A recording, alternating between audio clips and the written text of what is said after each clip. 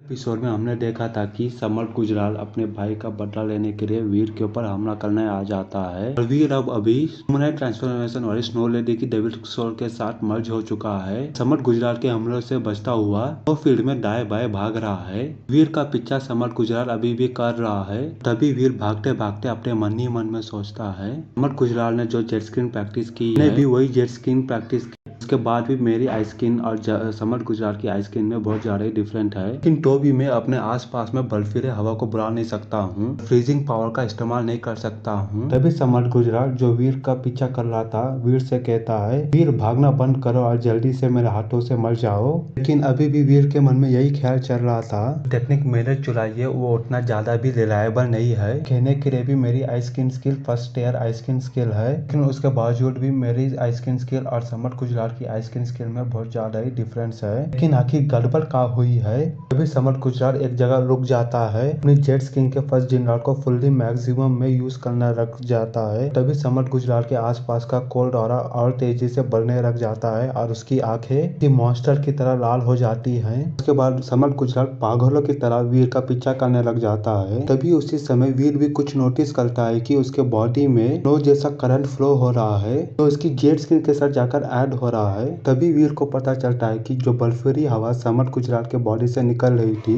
वो वीर की आई स्किन में डूबती जा रही थी। तो पावर वीर के पूरी बॉडी में आ गई थी और वीर को बहुत ज्यादा ताकत मिल गई थी। लेकिन इस कोल्ड पावर से भी वीर को कुछ ज्यादा चोट नहीं महसूस हो रही थी। तभी वीर अपने मन ही मन में सोचता है, क्या मैं सम्राट गुजराल की पावर को ऑब्जर्व कर सकता हूँ? लेकिन वीर अभी तक ये समझ नहीं पा रहा था कि उसके साथ क्या हो रहा है। लेकिन अब उसकी बॉडी को सम्राट गुजराल की बॉडी की से निकलते हुए बर्फ के तूफान से कोई भी इफेक्ट नहीं हो रहा था। वीर अपने मन ही मन में सोचता है, जितनी भी कोल्ड एयर मैंने ऑब्जर्व की है बहुत ज्यादा ही कम है, इसी के कारण मेरी ताकत बहुत ज्यादा ही बढ़ नहीं पाई है। अगर मैं डायरेक्टली इस पावर को उसके सोर्स से ऑब्जर्व कर पाऊँ तो मेरे में क्या चेंजेस आ सकते हैं।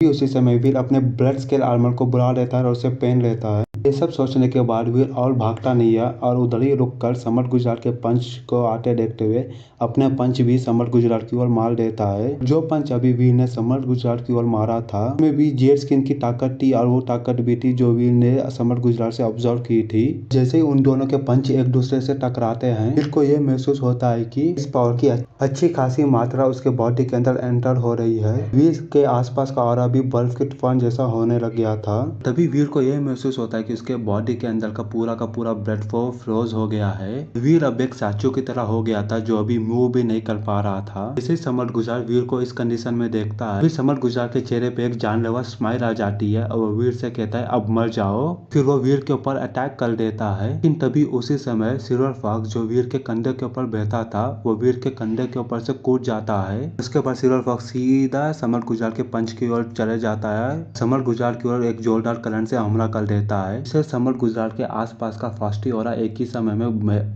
डिस्ट्रॉय हो जाता है और वहां से गायब हो जाता है। लिटिल फॉक्स के हमले के कारण और सिल्वर फॉक्स के हमले के कारण सम्राट गुजराल सीधा उल्टा है और एक पहाड़ पर जाकर गिर जाता है। सम्राट गुजराल की बॉडी पूरी तरह से जलने के मार्ग से घिर जाती है। अपने आप को इतनी बुरी कंडीशन में देखने के बाद सम्राट गुजराल भी सिल्वर फॉक्स की ओर देखता है। लेकिन सम्राट गुजराल को अपने शौक को एक्सप्रेस करने का भी समय नहीं था क्योंकि अगले ही पर सिल्वर फॉक्स फिर से सम्राट गुजराल की ओर बढ़ता है और उसको फिर से एक जोरदार करंट से हमला कर देता है। सिल्वर फॉक्स सम्राट गुजराल के चक्कर काटते हुए उसके ऊपर कंटिन्यूअसली हमला करते जा रहा था और सिल्वर फॉक्स के हमले को देखने के बाद वीर बहुत ज्यादा ही शॉक हो जाता है। वीर अपने मन ही मन में सोचता है कि सिल्वर फॉक्स की लाइटनिंग बहुत ज्यादा ही टेरिफाइंग फोर्स है। उस लाइटनिंग के सामने सम्राट गुजराल जैसे कि कुछ नहीं कर पा रहा है। अगर ऐसे ही कंटिन्यू चलता रहा तो सम्राट गुजराल बिजली के झटके के कारण ही जान से मर जाएगा। सिल्वर फॉक्स ये बहुत ज्यादा ही ताकतवर है। आखिर ये एक सुपर एलियन है, चाहे वो अभी एक छोटा बच्चा ही क्यों ना हो, अभी उसकी ताकत बहुत ज्यादा ही टेरिफाइंग है।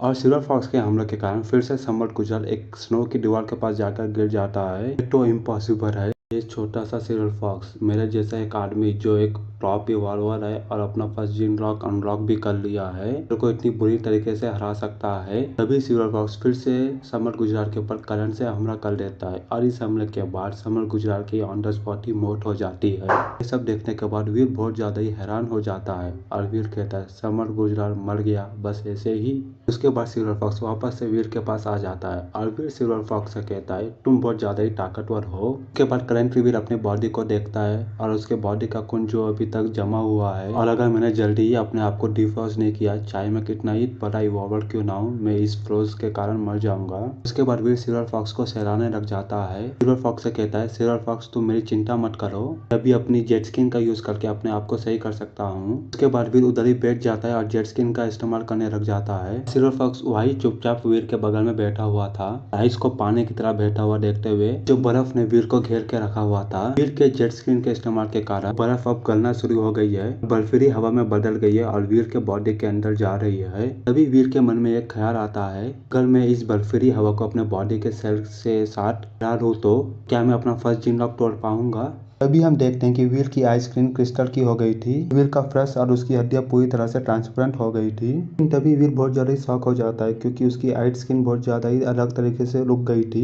तभी वीर कहता है, मेरा प्रोफेशनल मंत्र ऑटोमेटिकली रन होना शुरू हो गया है, इसी के कारण मेरा जेट स्क्रीन बहुत ज्यादा इंटरप्ट हो गया है। मेरी दोनों क्यूगंग टेक्निक्स आपस में लड़ रही है क्या, वीर के मन में यह ख्याल चल रहा था। लेकिन अब वीर बहुत ज्यादा बुरे मूड में आ गया था। वीर देखता है कि सिल्वर फॉक्स उसके पैर के ऊपर बैठा हुआ है। उसके बाद वीर सिल्वर फॉक्स को अपने हाथ से मार देता है और जैसे ही वीर की नजर सिल्वर फॉक्स के उठे हुए चेहरे पर पड़ती है, शॉक के मारे वीर की आंखें खुली हो जाती हैं। तभी वीर कहता है, ये मैंने ऐसा क्यों किया, मैं सिल्वर फॉक्स के साथ इतना बुरा बर्ताव कैसे कर सकता हूँ। उसके बाद वीर तुरंत ही अपने बैग से एक शीशा निकालता है। जैसे वीर अपने आप को आईने में देखता है कि आँख और उसका फेस का स्किन सेम सम्राट गुजराल जैसा दिख रहा था। तभी वीर कहता है, क्या आखिर ये मेरे साथ हो क्या रहा है, मैं सम्राट गुजराल जितना वायलेंट कैसे हो सकता हूँ, क्या ये जेट स्किन के कारण है क्या, ये जेट स्किन वाकई में किसी इंसान के पर्सनालिटी को भी बदल सकती है क्या।